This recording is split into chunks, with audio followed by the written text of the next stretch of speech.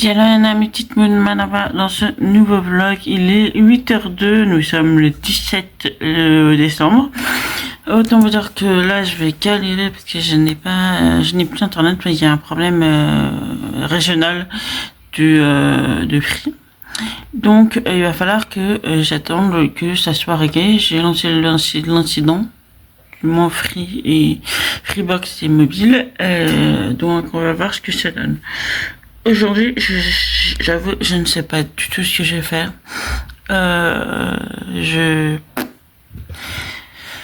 J'avoue là, j'ai rien préparé. Je suis couchée avec un problème d'internet, je me réveille avec un problème d'internet, donc j'espère réellement que j'aurai internet parce que pour poster ce vlogmas, ça va être compliqué sinon. Donc voilà, je vais le lire quand même. J'ai ma période, je dois me caler mes 2 heures pour lire, mais voilà, pour le moment, je suis un peu dans la panade. Faire ma mise en avant aussi, mais j'aimerais bien pouvoir écrire des avis sur mon Insta aussi, donc voilà. Voilà, je suis un peu bloquée là pour le moment. En tout cas, moi je vous laisse là pour le moment et je vous reviens dès que j'ai quelque chose à dire ou pour que j'ai internet surtout. Tchuss.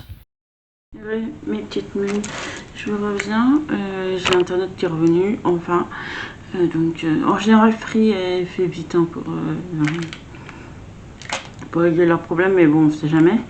Comment dire, en attendant, j'étais en train de faire ceci.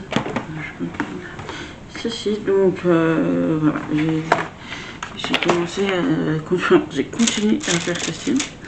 Et du coup, voilà. Le seul souci, c'est que j'ai perdu le papier qui reflète ça là. Donc, je vais devoir aller chercher sur ça. Je pense que je le trouverai.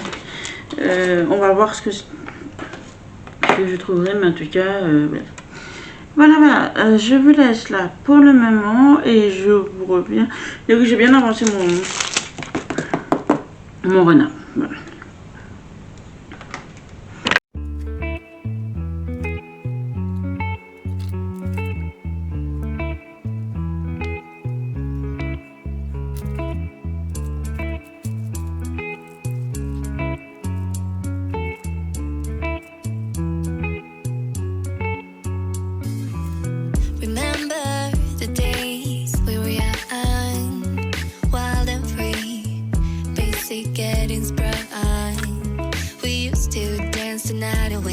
Hang out the whole next day, laughing, having fun.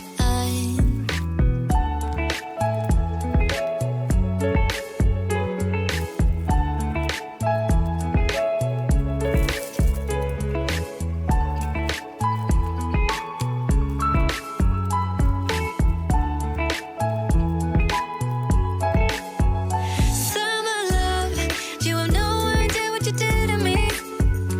Summer love, didn't care that we weren't meant to be. You were mine, I was yours. Take me back once more. Summer love, where did you go? Summer love, you have no idea what you did to me. Summer love, didn't care that we weren't meant to be. You were mine, I was yours. Take me back once more. Summer love, sweet joy, where did you go?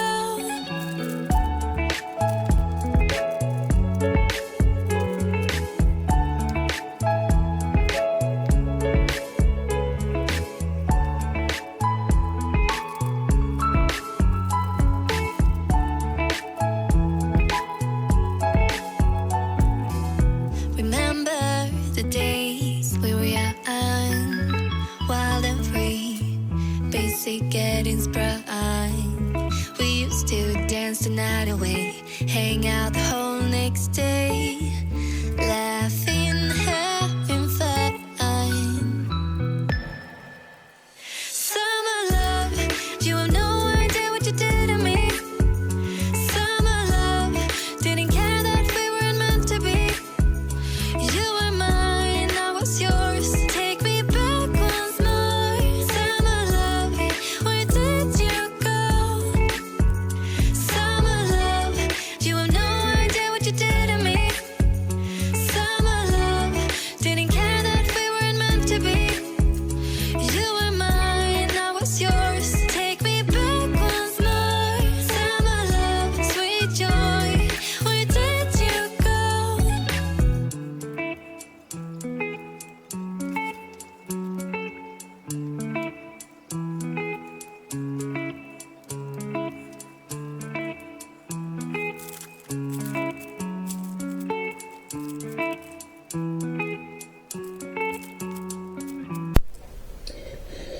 Après ma petite nuit, il est 3 heures passées et j'ai dormi comme un bébé, je me suis cru être fatiguée.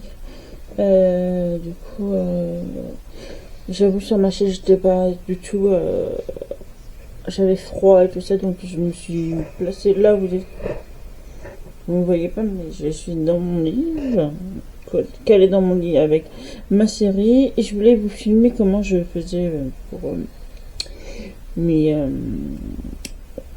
publications, mais en fait, si je vous filme comme je voulais le filmer, vous allez voir la série, et ça va me bannir le film, je le sais, parce que Netflix, il va pas vouloir me mettre la série, mais bon, voilà, en fait, c'est simple. J'en fais une photo comme ça, et du moins jusqu'à la fin de l'année, il faut que je termine vraiment de poster tous les avis. J'ai essayé de le faire aujourd'hui. Tous les avis jusqu'à la fin de l'année 2025. Et ensuite, je changerai complètement de décor et tout ça. J'ai un petit chat là-bas qui fait des conneries. Donc voilà.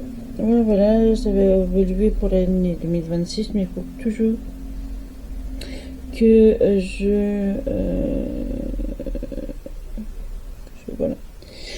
voilà, je vous laisse là pour le moment. Je vais continuer à poster.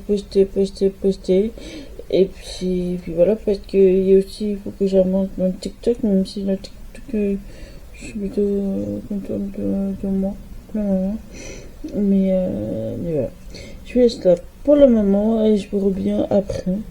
Je pense que j'allais me faire à manger, mais il faut que je fasse cuire mes tomates avant. Donc je vais aller mettre mes tomates à cuire pour récupérer la pulpe et tout machin. Et ensuite faire des œufs comme ça. Je vais utiliser le pain avant qu'il durcisse. Voilà, je vous laisse là pour le moment et je vous reviens tout à l'heure. Tchuss. Il n'y a pas grand chose à vous montrer aujourd'hui, je dois vous avouer. Mais je voulais vous faire la mise en avant. Donc la mise en avant du jour, c'est Exil 1920 de Stéphanie Bad Zolotarev, à la recherche des origines perdues, suivi des écrits sociopolitico-physiologiques de Nicolas Zolotarev. Je crois que c'est une biographie de son grand-père, si je ne me trompe pas. Alors, c'est un véritable voyage dans le temps sur les traces d'un grand-père russe exilé, dont le destin tout entier a été bouleversé par les sombres liasses de l'histoire que j'ai vécu en fouillant le passé et en me mettant dans sa peau. 2 questions m'obsédaient depuis mon enfance. Sa mère, restée en Russie, avait-elle survécu et attendu désespérément toute sa vie le retour de ses enfants au pays? Et y avait-il réellement une sœur brûlée vive sur une place publique, une place publique. Partie de pas grand-chose, car amputée d'une partie de mon identité, je me suis lancée malgré tout dans cette tentative de retracer et raconter sa vie incroyable. Lui, cet insignifiant immigré, dont l'ingéniosité fait partie de notre quotidien encore aujourd'hui. C'est donc l'histoire somme toute banale d'une petite fille d'exilée qui cherche ses origines perdues au cours de route. Celle d'un voyage forcé vers d'autres terres, d'autres horizons, et la capacité d'un homme à se reconstruire ailleurs en affrontant de plein fouet la cruauté humaine jusqu'à l'analyser. Voilà. Il coûte 22,50 € et il est en dépôt normalement à la librairie Birman. Je l'avais commencé, c'était plutôt pas mal au niveau de la dédicace. Je l'avais commencé, c'était vraiment pas mal au niveau de l'écriture et tout ça.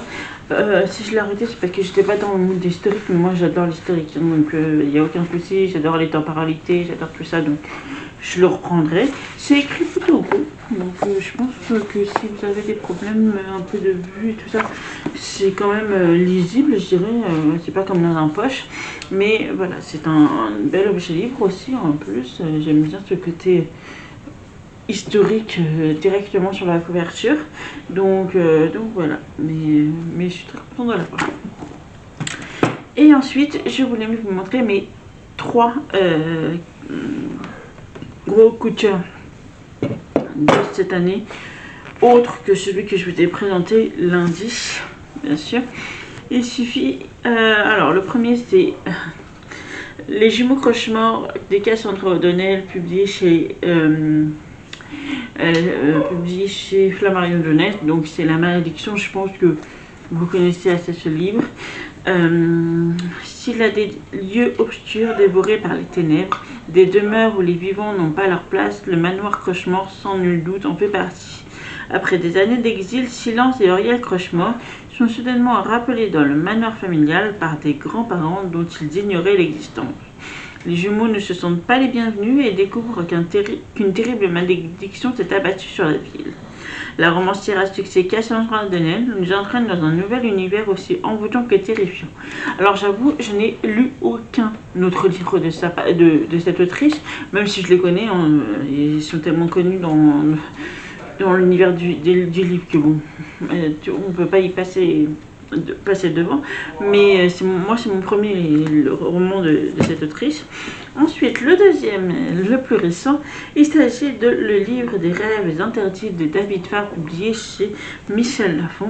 Et Rachel et Robert Klein grandissent en Krasny, où les livres sont interdits et où les enfants n'ont pas le droit de sortir. Alors quand leur père leur confie un ouvrage vieux de plusieurs siècles, avant de subitement disparaître les deux enfants n'ont d'autre choix que de fuir. Pourchassés par la police, le frère et la sœur doivent découvrir la vérité sur la magie du livre des rêves interdits et sa mystérieuse dernière page. Son pouvoir leur suffira-t-il à échapper à la dictature et retrouver leur père? Un roman palpitant sur le pouvoir des mots, débordant d'aventure et de magie. David Farr est l'un des réalisateurs et scénaristes les plus vogues d'Angleterre, notamment grâce à son travail sur la série The Night Manager. Le livre des rêves interdits est son premier roman en jeunesse. Ah oui, d'accord. Donc les autres livres qui n'ont pas été traduits, c'est des livres adultes. Mais je vais aller voir la série The Night Manager. Je vais aller voir ça.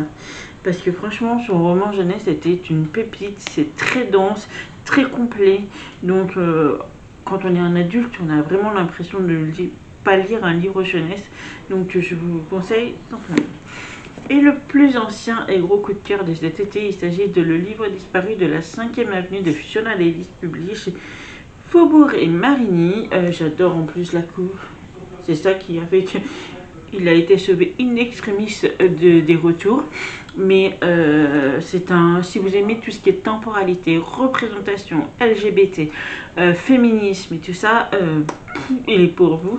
Vous allez... Alors, 1913, Laura Lyon ne pouvait en demander plus à la vie. Son mari est le surintendant de la bibliothèque publique de New York, permettant à leur famille de vivre dans un appartement au sein même du prestigieux bâtiment, et ils ont 2 beaux enfants. Mais Laura, entêtée et passionnée, en veut plus. Alors que ses études de journaliste l'entraînent aux 4 coins de la ville, elle découvre un groupe radical et entièrement féminin dans lequel les femmes sont encouragées à partager haut et fort leurs opinions. Bientôt, Laura se retrouve à remettre en question son rôle traditionnel d'épouse et de mère. Mais lorsque les livres précieux sont volés à la bibliothèque, elle se retrouve face à ses responsabilités. 1993, Sadie Donovan se débat avec l'héritage de sa grand-mère, la célèbre essayiste Laura Lyon, surtout après avoir décroché un travail de rêve en tant que conservatrice à la bibliothèque publique de New York. Mais sa vie devient rapidement un cauchemar lorsque des livres rares commencent à disparaître. Déterminée à sauver à la fois l'exposition et sa carrière, Sadie va se rendre compte que son enquête prend un tour très personnel, jusqu'à la découverte de fâcheuses vérités qui vont jeter un nouvel éclairage sur la plus grande tragédie de l'histoire de la bibliothèque. Moi, ce que j'ai adoré surtout, c'est que, en 1913, c'est sûr que les femmes ne sont pas... c'est pas la meilleure époque pour les femmes, mais en fait, le côté anti-féminisme et très patriarcal du 1913 se retrouve malheureusement en 1993 en fait. Même si moi j'étais née en 1993, je suis de 1991.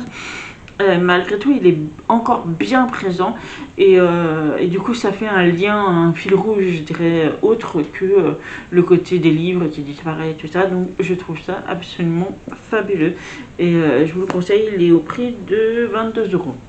Et celui de David Farr au prix de 15,95 €. Donc. Mais ça fait si vous avez un adolescent, il n'y a aucun souci. Voilà pour ce petit vlog, mini vlog pour le coup. J'espère que malgré tout qu'il vous a plu. J'ai vraiment fait que bosser sur poster et tout ça, donc c'était pas très intéressant aujourd'hui. J'espère que demain j'aurai d'autres choses à vous montrer. En tout cas, moi je vous laisse ici avec ce petit vlog. J'espère qu'il vous a plu. Si c'est le cas, n'hésitez pas à mettre un petit pouce en l'air et à vous abonner à la chaîne, ça fait toujours plaisir. D'ici là, je vous souhaite une bonne journée ou soirée selon l'heure à laquelle vous la regarderez, et surtout un bel envol de cette bébé. Nana.